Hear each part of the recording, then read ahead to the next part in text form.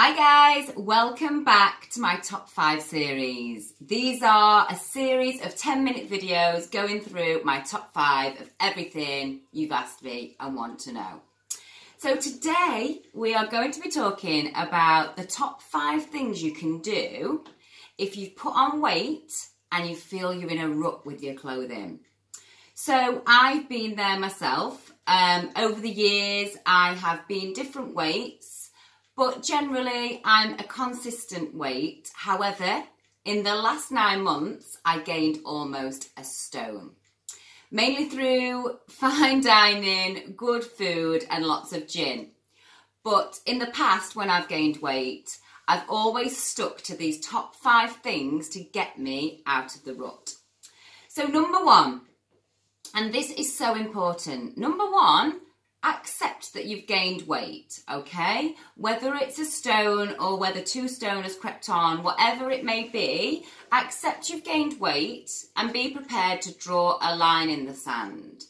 Ask yourself, is it a big deal? Do I need to lose it? Do I want to lose it? Do I feel better now or do I feel worse for it? Okay, so accept you've gained weight, and it's not easy. Probably around 2 or 3 months ago, I said to myself, okay, Joy, enough's enough. You need to get back to the things that make you feel good. And my jeans were getting really tight, so I went back to the things that always work for me. So number 1, accept you've gained weight. Number 2, make a plan, okay? So different things work for different people, but this is what works for me, okay? So make a plan. Are you going to exercise? Okay, if so, how often? Are you going to buddy up with someone? Where are you going to exercise? What exercises do you enjoy? What things have you got to be mindful of when you're choosing your exercise? Have you got weak knees like me, or wrists that don't bend back very far? Have you got a bad lower back? Have you got a poor posture? Whatever it is, think about that when you're choosing your exercise. Number 2, get into healthy eating. So healthy foods are really, really important for me. They make me feel better mentally. They stop me feeling sluggish. So download things like MyFitnessPal, get a smartwatch so you can track your steps and your calories, and decide how much weight you want to lose, okay? And that combined with the exercise will work really well as a kickstart. The third part of making a plan is to set yourself some goals. And by that, I mean smart goals. So I'm always talking about when people say they've got a goal, it has to be smart. And by that, we mean specific. So how much weight? Measurable, it's weight. So it might be that you're looking at kilograms, pounds. It might be that you're going by measurements. You decide whatever you think will work best for you. Achievable, so don't be saying, you know, I want to lose 14 stone in a day. If it's a stone that you've put on, be realistic. You can probably get that off. If you're looking at a longer term goal, don't say to yourself, I want to lose 5 stone in 2 months. Start off with achievable chunks of weight. And be realistic. You know, please, please, please do not go on a crash diet. For anybody that's been following me for a while, you will know I've been on every crash diet going. I had an eating disorder, I was addicted to slimming pills, I took laxatives, I've had surgery. So please, please be realistic and don't try and do it too quick. All of these things will work if you do them sensibly over time. And that's the final one, make it time bound. So say I want to lose a stone in 6 months, and that might work out at £2 a week or £1 a week, whatever works for you. And all of those things you can calculate on things like MyFitnessPal.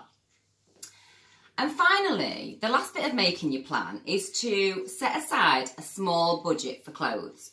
So if you've put on weight and you want to lose it, the last thing you want to do is spend loads of money investing in expensive clothing.